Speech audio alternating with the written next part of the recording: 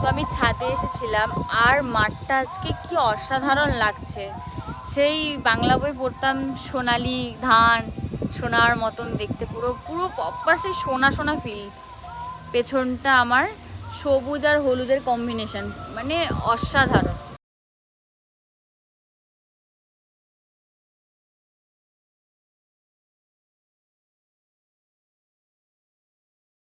এরকম প্রাকৃতিক পরিবেশ, এরকম হাওয়া কি ভালো লাগে বলো।